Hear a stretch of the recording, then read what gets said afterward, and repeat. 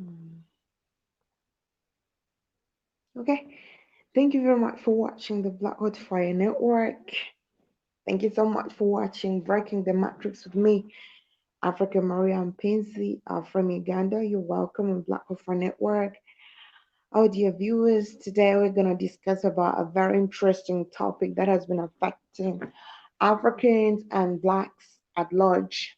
Um, Today we're going to discuss about how religion has affected Africans and Black people. Okay, I'll be inviting some guests in studios with me tonight, but it's I don't know the time over there, and I don't know. I would like to see everyone say hi to me so that I can get to know who is live with me and who is watching.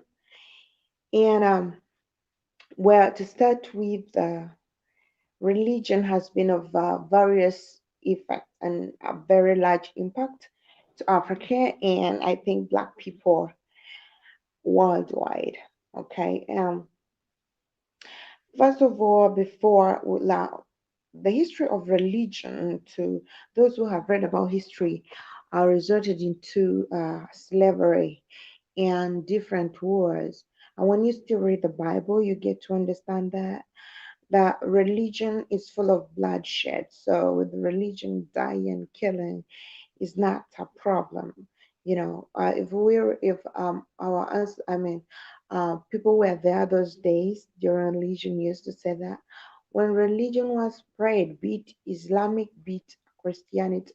Now when it came to Christianity, there was a cross in front of the Bible and a gun behind the Bible. And to me, according to me, actually, I feel like they were like, you humble yourself so that we can kill you or take whatever you have. So that's what I think, I personally. So not only Christian was spread with bloodshed, but also Islamic religion. So I don't want to be breaking into those different religions because nowadays there are a lot of doctrines and very many religion in the world. But yeah, speaking of which, now religion has affected Africans very, very deep and at a very large extent. I mean, we've seen how laughter. You've read about very many things. You've seen what's happening to Africa due to religion. Now, religion has been the first factor that has made Africans to separate. It has not united. Kelvin, thank you very much. Religion has separated Africans, in very, very many ways. One, uh, if you're not a Catholic or a Protestant or a Christian, I mean, we feel like you are a Muslim, so you're not. You're not our brother. Muslims, you're terrorists, and Muslims are like Christians. You're not. You're sinners. You know, so I feel like this whole thing was a game. It was a politics that was laid to us by our, oppressors and the colonialists. To me, when I tell people that religion is politics, most of them will be like, okay, they don't really believe. But to me, I feel like religion is a politics. It's also another way of making it, uh, fooling everyone around. You understand? So, um, so you see, in Africa, basically, parents so much into religion and pushing their children to be religious because everyone believes that a person who comes from a religious family, you know, uh, come on, Calvin, or I'm trying to read your comments and thank you. So, a person here in Africa, we believe that someone who is religious is someone who is humble, okay? And most people believe that if you marry a girl from a religious family, you're marrying a good wife, you're marrying a what have you. And at the other side, men who have been there always complaining, our wives do not submit to us. They don't call us those sweet names, they call their pastors and whatever. So actually, that's what people say. I'm just trying to keep a smiley on your face. Kevin, you're crazy. Thank you. So, I don't know, Kevin, in your comments, what do you think about religion and how it has affected Black people? As I continue with the discussions now, we've seen that most people concentrate on religion and education and all these other things. Religion is the first thing that has put us back into mental slavery. It has kept us enslaved, for quite a long time. For a very Kevin, okay, thank you for a very, very, very long time now. Look at this. We had our tradition and culture in Africa. Okay, but we all believe that. I love my Bible. Okay, so now I thank Kevin that he's here. So I'm gonna still ask you this. Kevin, you told me that you've commented on that you love your Bible. Okay, do you still believe? I mean, your Bible fine, and I know you, since you love your Bible, you've read a lot of things about your Bible. But what do you think, I mean, about African traditional culture? Is it demonic? Is it satanic? Okay. So I'm gonna tell you on story of mine, my dear viewer, that there are those days when Africans were fighting for their liberation, when they are fighting for their independence. I had a lot of war, a lot of things happened in East Africa.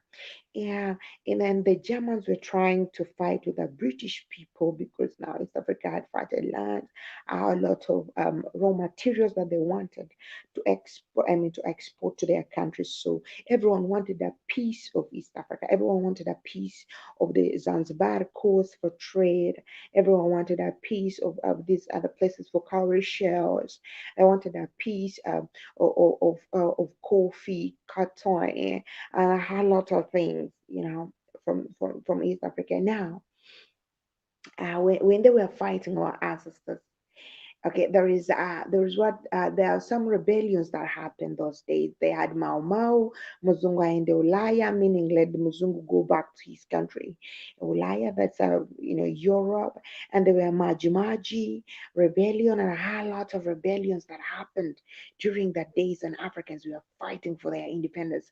Now, before religion even came at that time, the slave trade was happening at the coast of Zanzibar, that's the coast of East Africa, and worldwide. And in the same process, in the same process, there was a lot of people, being taken as slaves. So when wars were happening between our kings and the local people and these colonialists, there were magic. I mean, white men used to call that magic. There is a time that people were fighting, and trust me, maji, kuna nyungu ya mawe. Uh, People was one warrior. So as people were fighting at that time, stones were flowing from the sky. I'm telling you, this happened. People went down and they knelt because they could not fight they could not overcome the guns and the gunshot, because these white people had gunpowder and guns and bullets, and then black man had only arrows and spear. In fact, a spear at that time, and with a spear, you must get, there were a few people who could aim, at a distance. They used to get energetic men to shoot at a distance. So what they did, they had to kneel down. They had to kneel down, and they are like, what? They start praying to their God. Okay. And then I'm telling you, stones flew from the sky and were hitting the colonialists until the rain. A lot of things were happening, because traditionally, you know, they could pray to their gods. Now we had the gods, we had the gods of good yield. That's when you plant. Okay, for the farmers, there was the gods of hunting. That's when you could pray for the hunters.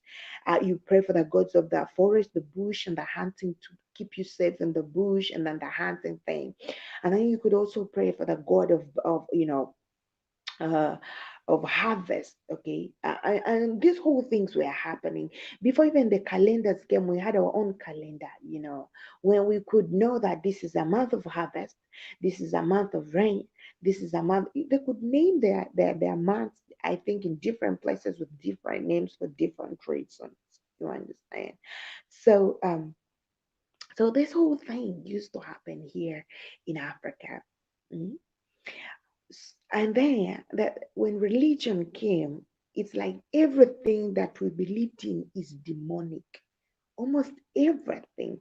Now you marry two wives now, that's not supposed to happen. But why? Of course. And the population of women is is much way bigger than the one for me. But why does Christianity now say you shouldn't marry many women? Okay. Maybe because they want others to resort to something that will be another topic. But now, uh, pledge your land. Kevin, thank you.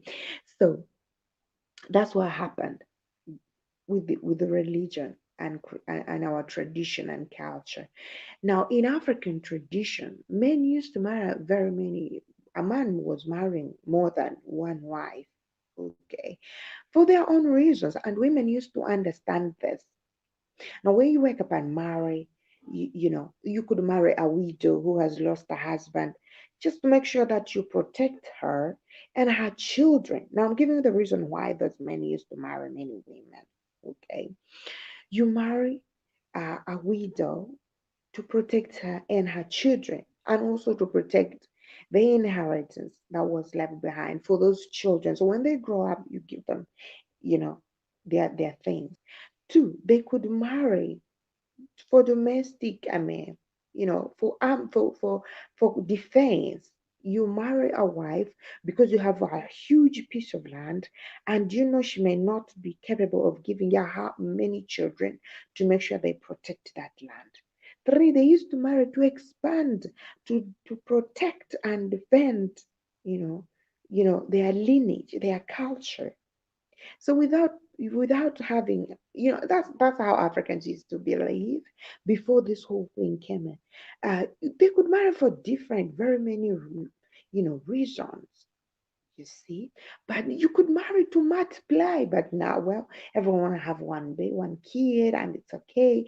And many times I'm like asking how lots of people now you want to marry, you want to have one child, and you're talking about black unity, and then you're talking about um fighting your oppressors. It does not make sense. So where do you want to get the army from? Where do you want to get the soldiers who are gonna fight? You want to pick somebody else's child, somebody else's son, and you don't want to have babies, and now you want someone else's baby to come and fight it and do this. No, it has to start with you.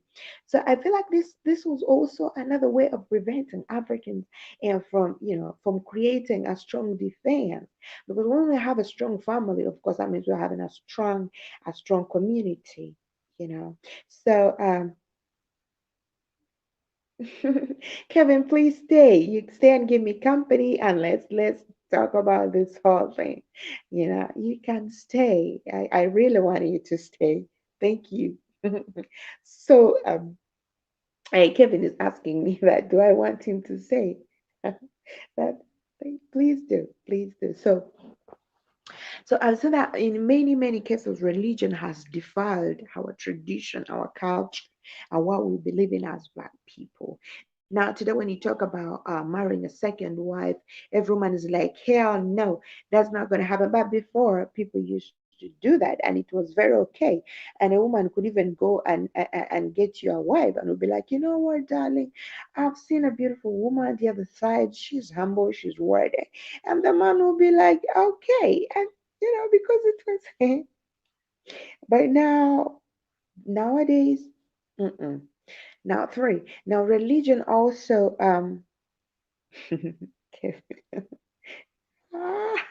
I should stop reading his comments because they're very crazy and funny. So religion also made us turn against our tradition, our healing, you know. Now, we have a lot Africans used to believe in herbs. We have, and up to today, we still have herbalists. They used to believe in herbs. So a child gets sick of malaria, they go in the bush, they get this herbs. They bathe their children, and the child is fine. A child will be sick of cough, they do the same. Spiritual sickness, they do the same. And then, they do the same. But now today, religion feels like that is not normal. That's not healthy. Religion is against everything that was Africa's, you know, before they came. And now, nowadays, yet when you do take this other European, I call it medicines, they cure you, they heal you. I don't know if they heal you. Maybe they reduce the pain you feel now and cause other more five mm, sicknesses or diseases whatsoever. So you see, so in that way, I feel like religion has so much defiled our Africans' tradition and culture. Now, Kate is here. Kate says that yeah, because that is built with health. Well, yeah, I don't know what is built with health or with wealth. Okay, because that is built with wealth. I don't know, Keith. Uh, thank you. So in many cases, you will come to realize that someone who is very religious is against a lot of things. They talk about herbs. Now, in Africa, by the way, when you give birth to a child, be it a boy child, a girl child, there are some stages, tradition they used to do. And when you look at these things, you'll come to realize that there are reasons as to why they were doing these medical reasons. Okay, they would say that a boy child does not come out of the house until 4 days. A girl child does not come out of the house until 3 days. You understand? So when you look at the growth of a girl child is faster than a boy child. And then by that, they collect herbs, and that means before you introduce the child out to the world or to a public or to a crowd of very many people, I feel like they were immunizing them. To me, I feel like this was immunization. And today, some people still believe in culture and tradition, still do the same. They go and fetch herbs, they collect herbs. I remember there was a time when I was talking to Keith, he wanted me to come live. I told him, no, I'm picking some herbs for my mom. At that time, my mom was feeling not well. So they could get those herbs, they bathe that child for the days that the child is going to be in the house, okay, before they bring the child out to breathe the, you know, to the crowd. So in that way, they were immunizing this child from malaria, from flu, from cold, from measles, from all these other sicknesses that could attack the child in case the child goes out there in a crowded area. So, but again, right now, they don't do that because they feel like immunization, vaccines are better, you know. Yet we still have people who have lived 100 plus years. They were born before the immunization vaccines were introduced to Africa. And now it is very hard to see Africans living long. We have people who are there, people who are 100 plus years in Africa, and they are living healthy. They have never even had an injection or gotten immunized whatsoever. And they hardly even fall sick. But we who were born in the regime of immunization are living a shorter life. Actually, we have a short life expect. Sometimes I hear people say that when you live 45 years, you're living bonus years in Africa. When did that begin? I mean, yeah, our people used to live 100 plus, 120, 30 years, and they still have their teeth in the mouth. They are still strong. And now you're 40, you're old. you know you're 40, you're 50 years, you're old, my God. And then why people will tell you that you're old because you're poor, because you're going through a hardship, because you're going through rough time. Those people used to live a harsh life before. They have to hunt to eat, they have to dig to eat. Everything was, out of hardship, but they lived longer, you know. Kate, okay, having more than one wife built wealth in the family. Yes, it built wealth. Having more than one wife built wealth in the family because we believe that extended family. By the way, before then, wealth, according to African tradition, that society, wealth was having piece of land, was having animals, was having agricultural things and children you know. So that's why Keith is saying that having more than one wife built wealth in the family. And now today, not only wealth, Keith, also it built defense and protection.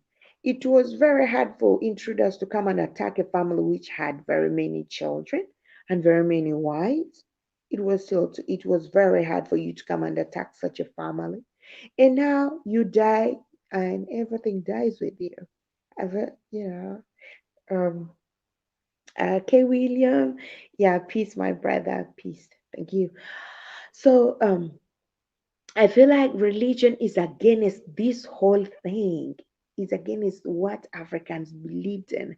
And I'm so very disappointed in Africans that they believe that their tradition, their ancestors were wrong, 100% wrong in everything they did. You know what I'm saying? So when people use culturally, and traditionally, people used to go to believe in spiritual healing. When you look at this whole thing, some people used to say it is demonic. I don't know. Well, I feel like nowadays there is a little magic added to it. Even some people are now scammers. A lot of shit added to it. A lot of gambling and games added to it. But I still believe that they still use the natural herbs that we used, before now. Mm. Okay, thank you, my brother Amani Salama. Thank you. So, you know, that's why I feel like we are lagging behind because we are tying ourselves to a God who does not belong to us. We had our God. I was telling you of a story of when oppressors attacked Majimaji during the Majimaji rebellion, when oppressors were attacking the black people during the slave days, and those people knelt down and prayed to their God. They said, God, these guys have guns, whatever they have brought, we do not know, but please fight for us. And stones were coming from the sky. I mean, this is true story. I mean, this is something they don't want to teach people, but it really happened. And then white people ran away. They said, we have never seen this. Where are the stones coming from? You know? And because the gods, the African gods were real. I feel like nowadays maybe they are sad that they don't even want to come out. Because we have turned our back. And sometimes I feel like Africa is suffering because we've turned our back from those gods who know us. It's so unfortunate that I even don't know how to do it because I grew up in this era that where my mom is religious, and I come from a religious family. Okay, but so, uh, you see, so when you're talking about like this, you have to be in a hidden place so that mama should not hear you talking about religion. She'll be like, talking about the African tradition. She'll be like, what are you talking about, girl? I mean, you want to go to a witch doctor like right now? But that's the truth. So yeah, at some point, they also used to overdo it because I don't know if it really happened, but this is what they tell us that sometimes you could find them sacrificing people, children, giving them to the gods or something like that.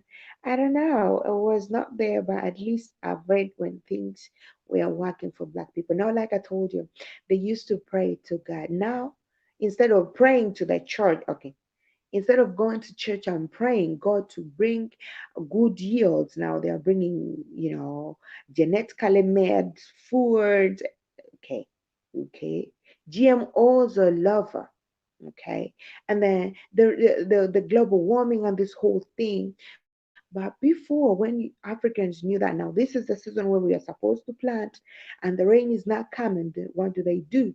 They go get a goat or a cow, could be a sheep or something. They pray to their gods and they sacrifice this, and they'll be like, okay, we need rain.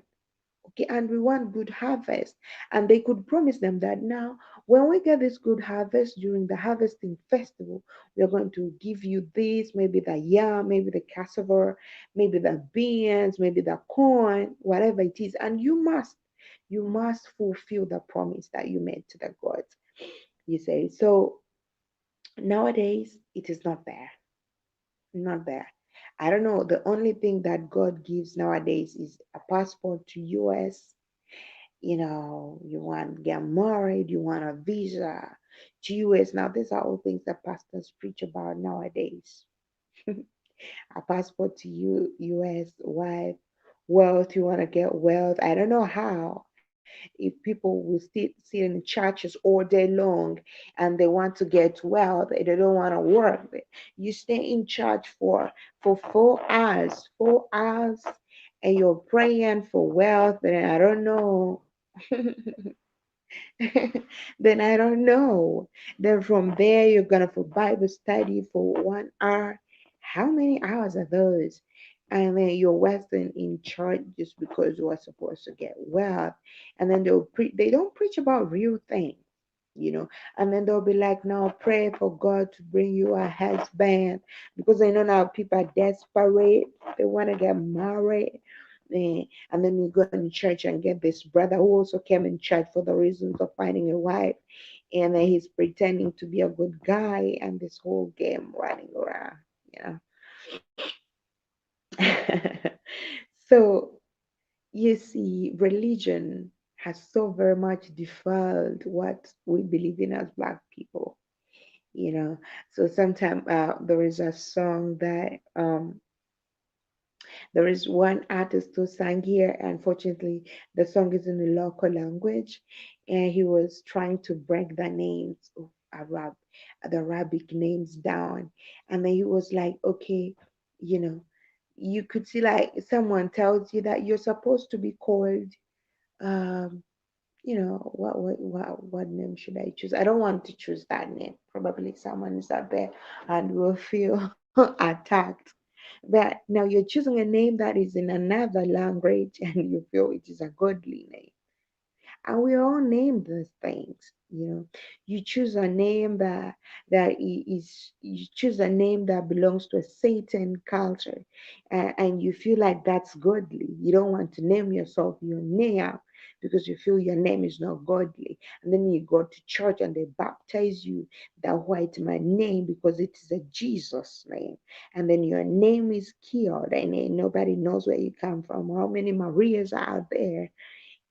But when I talk about my traditional name, somebody will be like, yeah, I know she must be coming from somewhere, you know because our traditional names are our identities. But when you go to churches, no, those are not names. They start baptizing you Maria, Williams, Kevin, um you know so so why? Because they want us to get lost. And then when they ask you what's your name, you know what? My name is K. And you don't want to talk about your village name. I don't know if your village people are going to follow you to wherever you are. So I feel like they even killed our identity. Now, when you talk about the AA people, they don't know where they come from because of the names that were given to them by the slave masters. Okay, so I watched this Kunta Kinte movie. That movie was so nice. You know, they were hitting the guy. He said, "What's your name?" I'm Kunta Kinte, and they were still beating him on the road. I'm sure some of you have watched that movie, and if you have not, maybe you can watch it. So, what's your name? They were like, you are called Toby. He said, "No, I'm not Toby." Because we wanted to remember where he comes from, and they wanted to make him forget where he came from, you know. So this whole thing, and then in church they don't recognize our other names. Of course, their names are the first names that come not only in the AA communities in America, Canada, and Germany, everywhere, but also here in Africa. Even when you are at school, even when you are filling in our names, the first name that you write is this white name, Maria. You know, then yours comes last because Maria should be your identity. I don't know. So General Mosquito, greetings, my brother. Well, Kevin is asking my name. I'm called Ahawe Kumhendo. I bet that was Kevin who was asking for my name, my real name. So when I say, when I speak of that name like Chimera, definitely someone will know that I come from a royal family. And so here our names are said according to, our totems. I know maybe you guys don't know about totems. I'll discuss with you about these things. Probably, they may be useful. We have totems, we have clans. Now clans does not mean that you are different. Okay, clans were just the way people were organizing. Okay, they were distributing labor according responsibilities according to clans. Like, people from the royals, and then we have those where, uh yeah, it's a long story. I think that will be for the next time, General Mosquito. So that's how, um they used to organize clans. They could organize responsibility to their society according to clans. I don't know. I can see spades here. I don't know how you in Kenya you used to organize that. But I feel like I shouldn't even talk about Kenya. It was a how large place before white man came and partitioned it in the pieces the way he wanted to have it. I remember there is one kingdom that was called the Karagwe Kingdom. Actually, it's where I originate from. Yeah, and Karagwe also was broken from the Congo, and uh, it's a very large thing. So when you keep chasing this whole thing, you come to realize that Africa was one before this whole partition came in place. Now again, I'm mixing the history of Africa and religion, but I just well, it is all this whole thing is white man's game. Like I said before, that religion is white man's politics. It is also politics in another way, okay, to make us humble. Africans warriors were strong. uh, when you could come with your gun and a man could kill you single-handedly. They were like animals. I was told by my great grand that those days they said these people are animals, because when a black man, if his spear was not there, he could even fall on your body and bite you like a lion and cut your throat. Their teeth were so sharp, but nowadays they are affected with bacteria. I heard they're eating a whole lot of sweets, so everything has changed.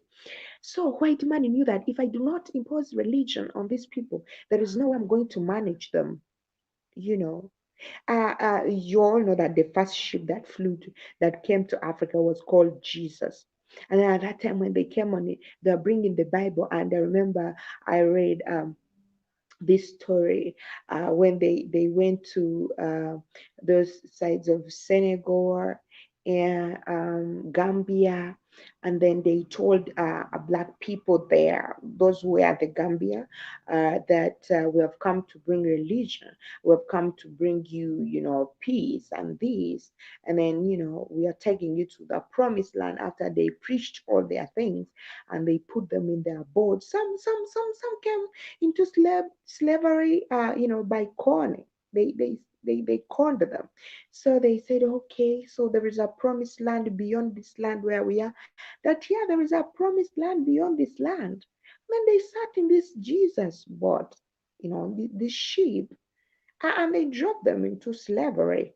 So religion was a cunning thing that they imposed, on black people and Africans at large. So they, of course, they knew they were going to the promised land. I don't know whether in Canaan or whatever. Canaan, I don't know whether it's the USA now, but that's what happened during those days.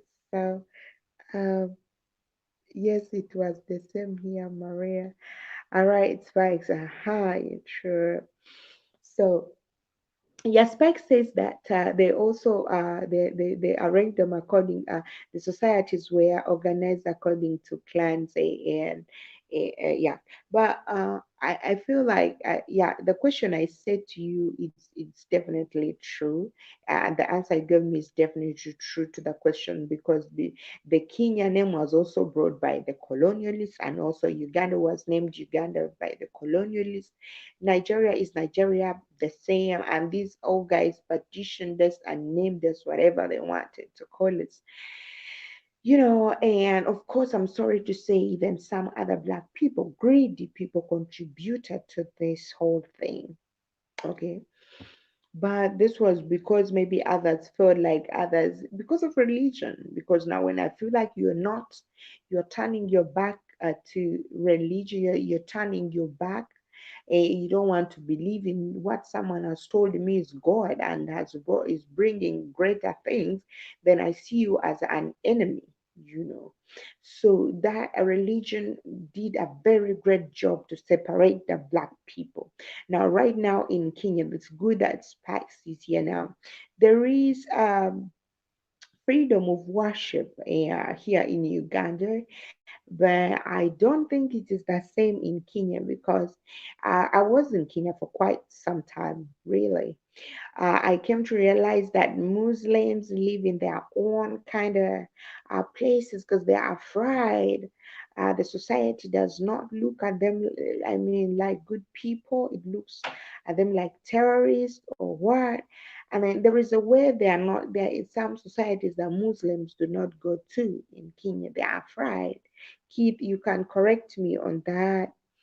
And then when you look at Nigeria, of course, with what Boko Haram has done in Nigeria, other religions like Catholics, I mean Christians, the doctrines, all the doctrines are like, no, Islamic is not a good thing. So when you're a Muslim, the Igbo people don't want even to talk with you. They look at you like you're terrorist. Most Igbo people, I think, are Catholics in Nigeria. Most Igbo people, when you look at Enugu, is one of the states that spread high Catholicism that side. So Igbo people with the Yoruba people, with the Hausa and these other people hardly meet because of religious difference. So you see that religion. Kevin is saying that God is real. Nah, okay, I do. Mm, okay. So when religion came, things were never the same. Were never the same. You understand? So religion has made Africans, black people, uh, uh, uh, to turn against their own tradition and culture. You know, own tradition. Hello, Dwight. I can see you. Dwight, you're welcome on Breaking the Matrix and Black Wi-Fi Network.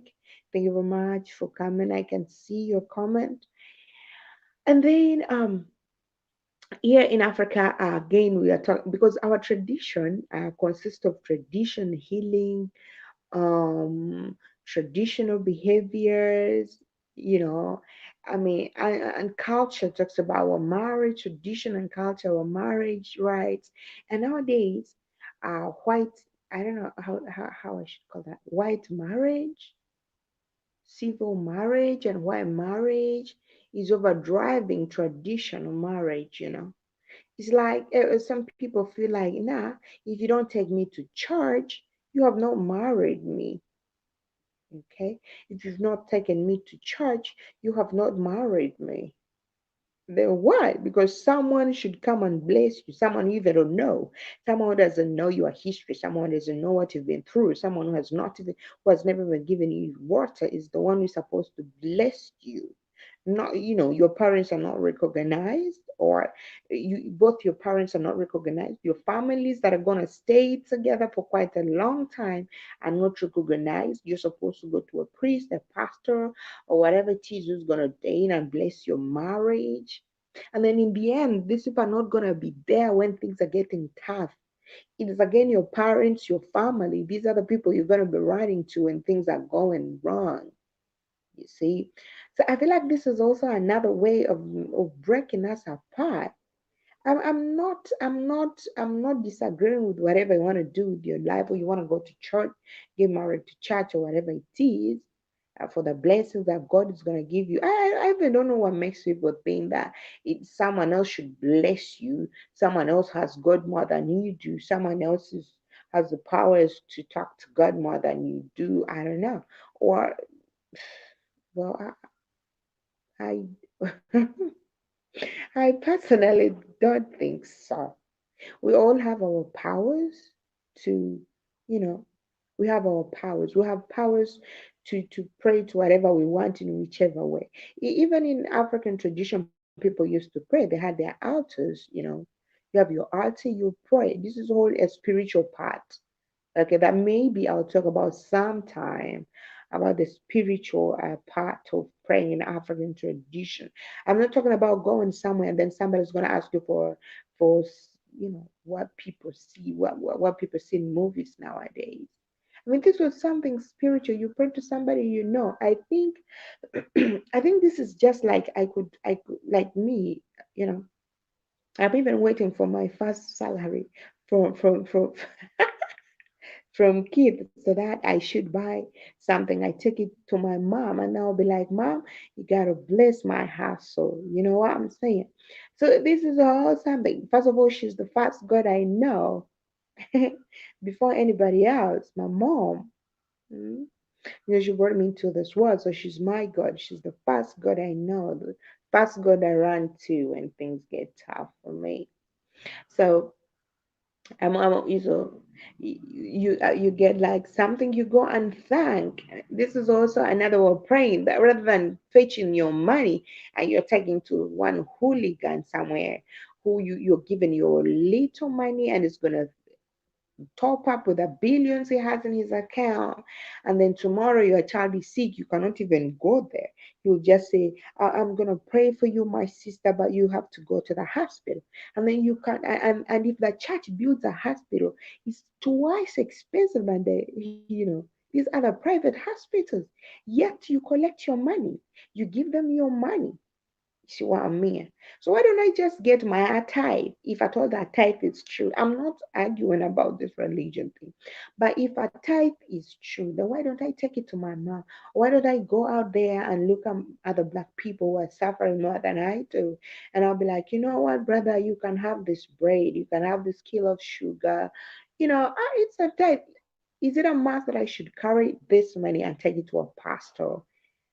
And give, and some pastors are funny. Someone will wake up and say, God came in my dream. Brothers and sisters, hallelujah. God came in my dream. Okay, now you be ready. Now, God asked that Maria, that car you have, you should. I don't want to talk like them. Okay. God asked me that you should, you know, invest your car, in someone. Because God does not want me to drive my car. I mean, they can't have, they can't have borrowed my money. God has visited the pastor, not me, the owner of the car, but rather the pastor, that I should give you my car. This does not make sense, you know. So I feel like these are all con men. I call them con men.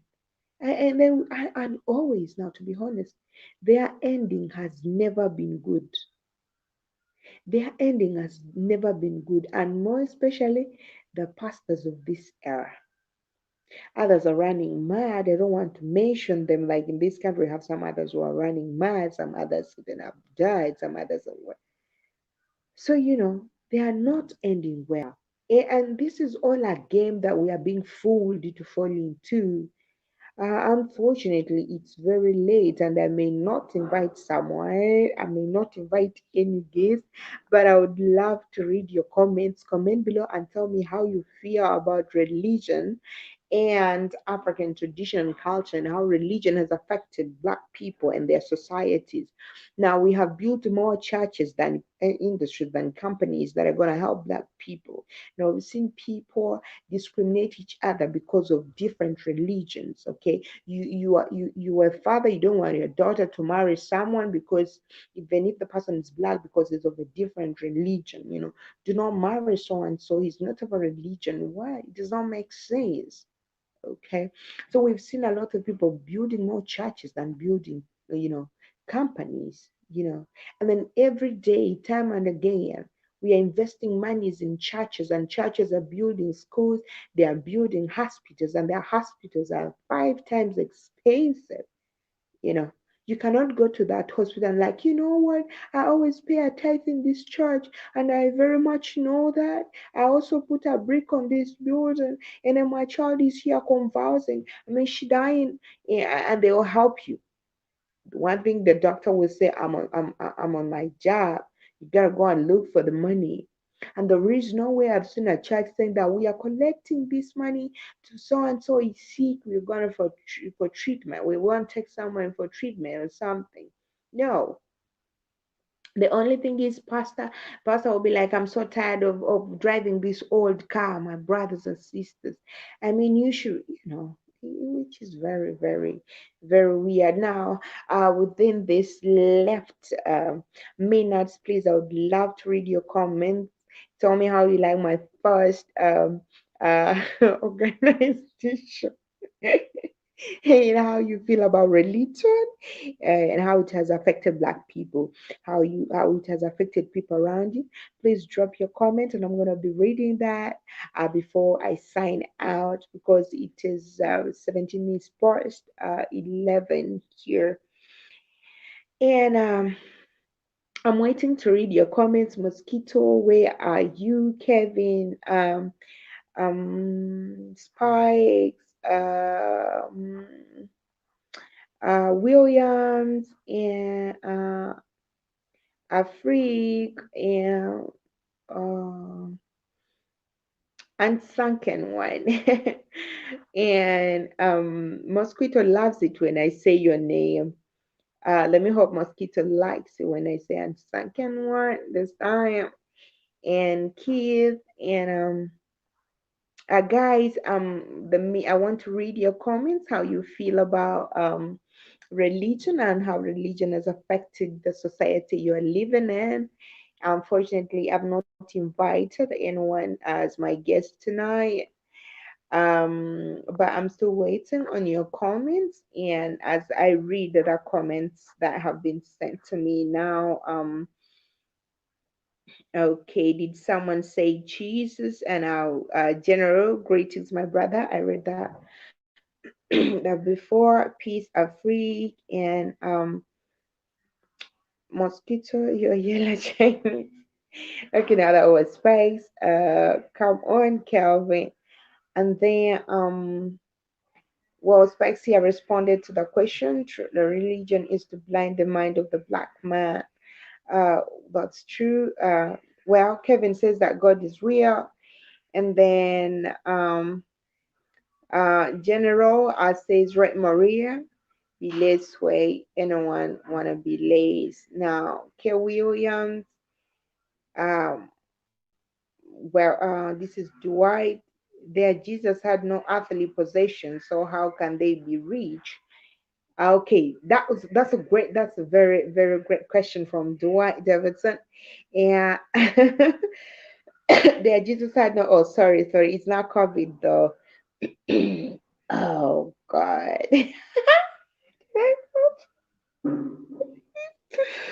Guys, you're not dropping you're not dropping your comments. I will have to go right now because it's late already, and I'm not reading your comments apart from Keith who said that their Jesus had no other possession, so how can they be rich?